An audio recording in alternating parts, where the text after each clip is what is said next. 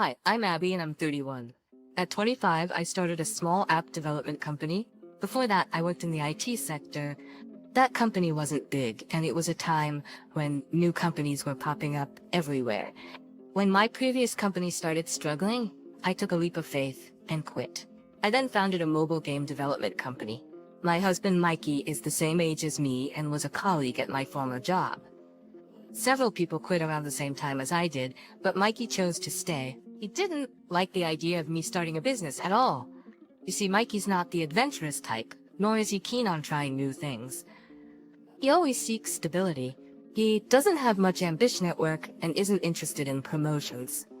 For Mikey, a simple life is enough. He's not into materialistic things, nor does he have any particular hobbies.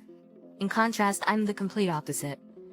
I strive to achieve in my work and love to face new challenges. Shopping is a treat, and I cherish attending concerts of my favorite artists. At first glance, we might seem incompatible, but that's not the case. We complement each other, filling the gaps the other has. I'd say we're pretty compatible. Our love story began at the workplace and we tied the knot 2 years ago. 6 months back, we bought our dream single-family home. We didn't want to compromise, so it's a white-themed house that we're very particular about. Since we both love kids, we've set up a kids' room for our future child. Every day we carefully clean our wooden-scented space, cherishing each moment. Lately, since moving to our new home, Mikey's been saying, "I really want kids soon. If you keep working non-stop, Abby, you'll be left behind." Everyone on social media has kids, don't they? You see that, right? Our parents are also pressuring us. Maybe it's time you take a step back from work? This was my biggest fear. Mikey's income has significantly decreased. At the company he works for is underperforming, with many employees quitting. Now, including Mikey, only 3 remain, and they're often working remotely, which means hardly working. This month, he's hardly been to work.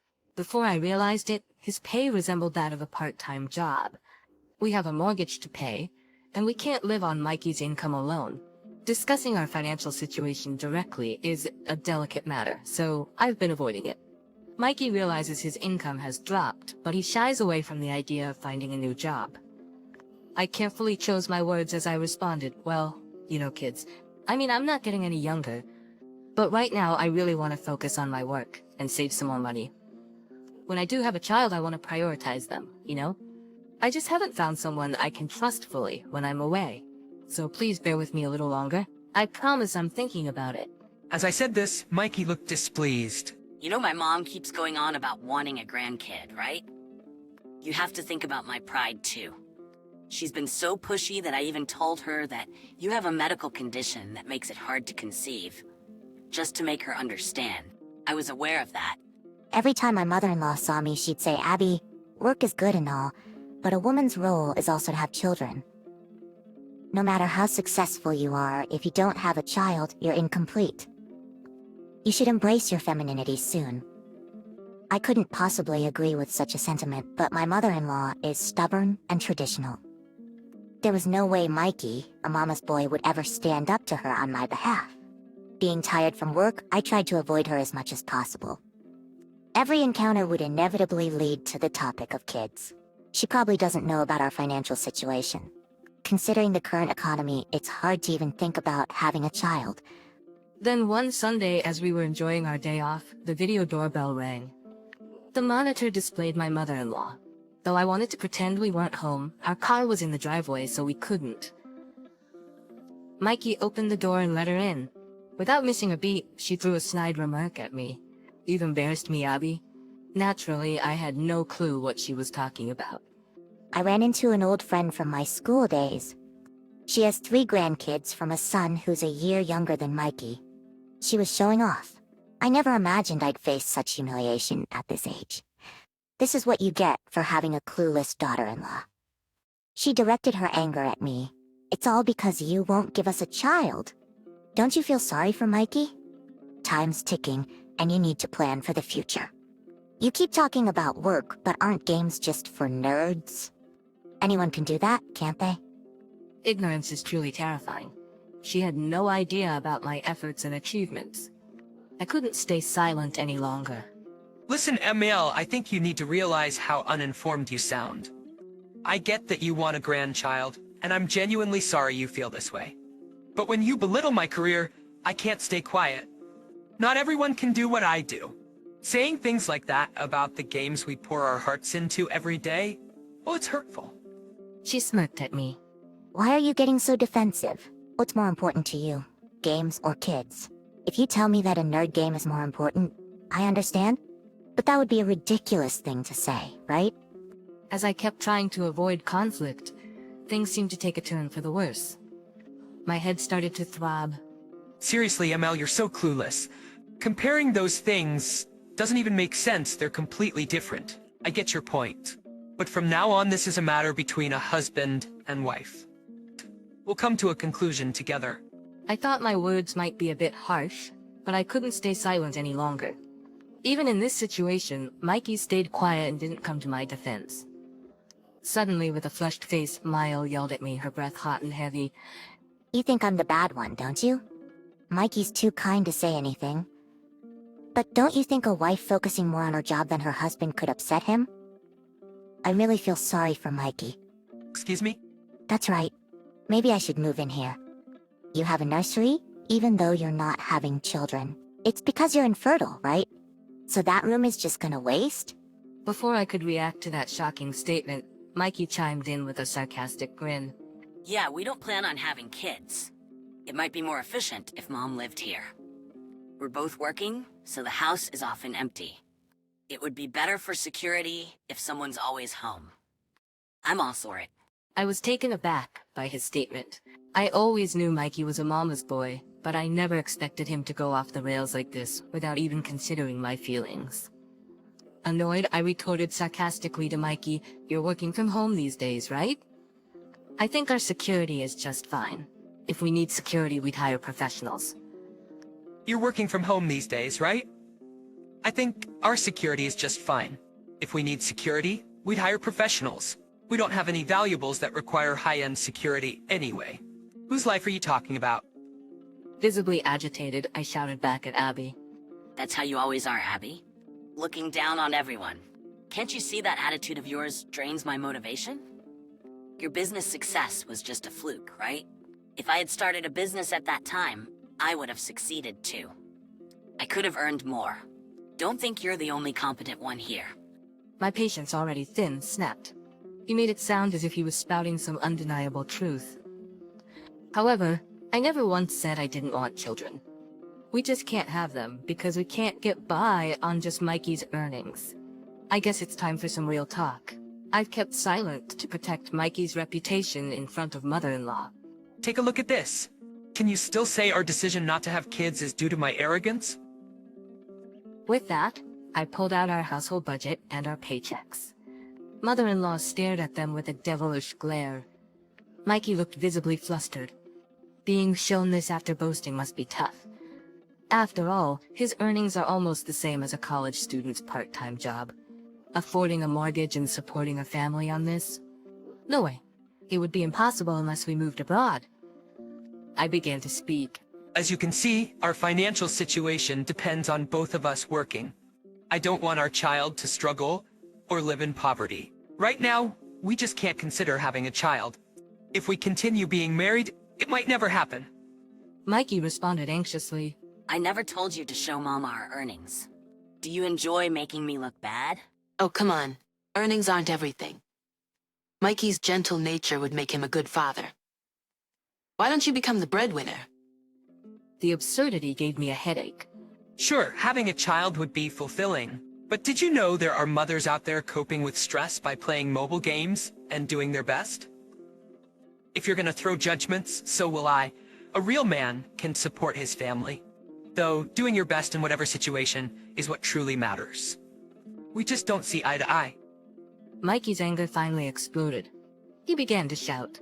Abby, your high and mighty attitude is what's ruining me. It's like having a boss at home. Please, I don't want to see your face anymore. Mill jumped in. You think you can say whatever you want? Fine. We don't need a woman like you. I'm going to get divorce papers. Divorce this insufferable woman. With that, they both headed to the city hall. I'm still puzzled why I should be the one to leave, but I don't want to be with Mikey anymore. I can't stand his face. Those are my feelings. I've reached my breaking point.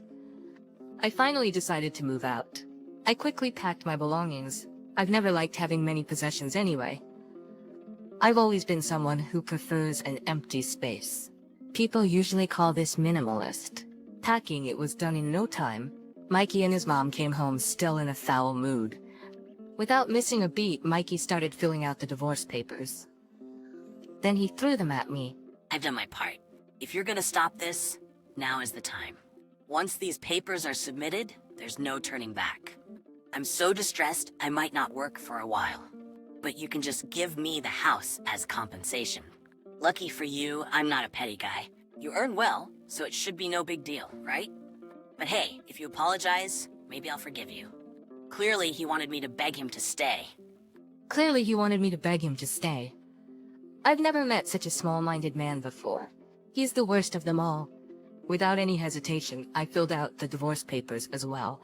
I wanted to see for myself when they were submitted, so I took charge of that. The next day the divorce was finalized. People often say divorce is harder than marriage, but for me, it was surprisingly straightforward and liberating. Thinking about that beloved house now inhabited by my two least favorite people, it seems scarier than a haunted house. I don't want to go near it. My belongings? Just a duffel bag and a huge suitcase for overseas trips. I'd like to pat myself on the back for living so minimally. For the time being, I decided to stay at my company. My colleagues laughingly said, "We always knew something like this would happen to you, Bo." But my real revenge starts now. I'm not so kind to keep paying a mortgage on a house where people I despise live. To begin with, there's no reason to pay Mikey any compensation. That's right, the house is in my name. Mikey's salary wasn't enough to get a mortgage approved, so it ended up being under my name. So technically I'm the owner. I don't need that house anymore.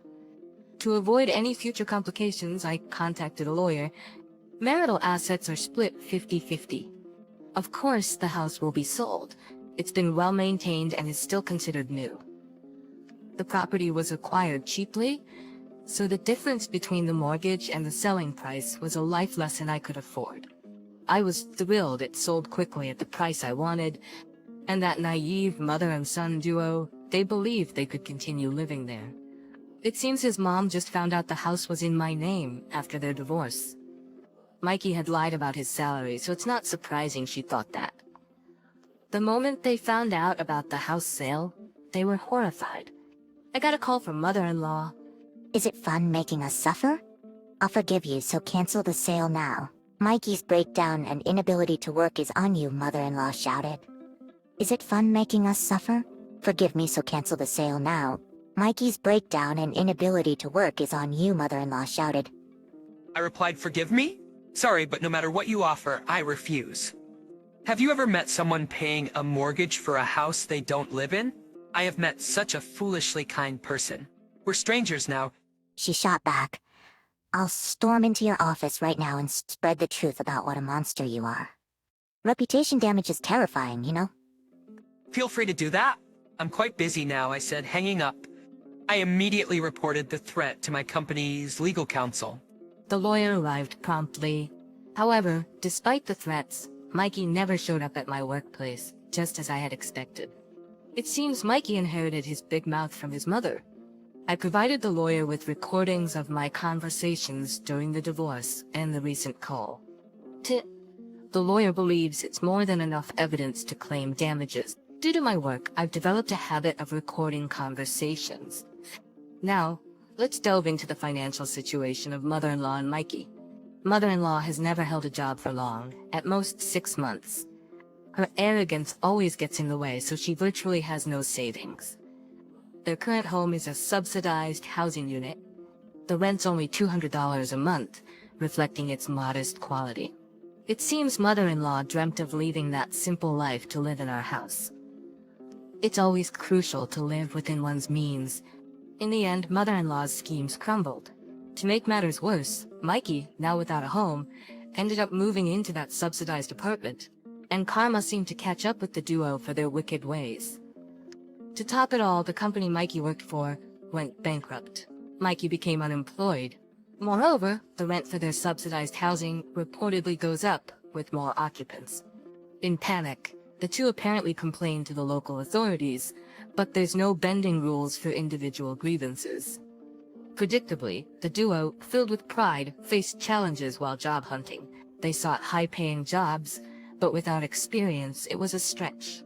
With no savings to start with, Mikey resorted to day labor and part-time work. And with my legal actions, the mother-son duo became utterly demoralized. They borrowed money from relatives and astonishingly managed to pay the damages in a lump sum. Even the lawyer was taken aback by this unexpected turn of events. I couldn't stay at the office forever. Being at the company keeps me constantly in battle mode. I crave a place where I can truly relax. Come to think of it, I haven't felt relaxed at home recently either. I took the plunge and bought an apartment near the office. After my experience with a house, I decided against it. Living alone, I'm looking for a place with top-notch security. Being single and working hard, it's challenging to connect with neighbors. But I found an apartment that fits all my demanding criteria perfectly. You know, I'm the kind of person who always finds a silver lining. Inspired by recent events, I developed a romance simulation game for adults. It became a massive hit, turning into the company's flagship game. I really do love my job. For now, I'm more passionate about work than romance.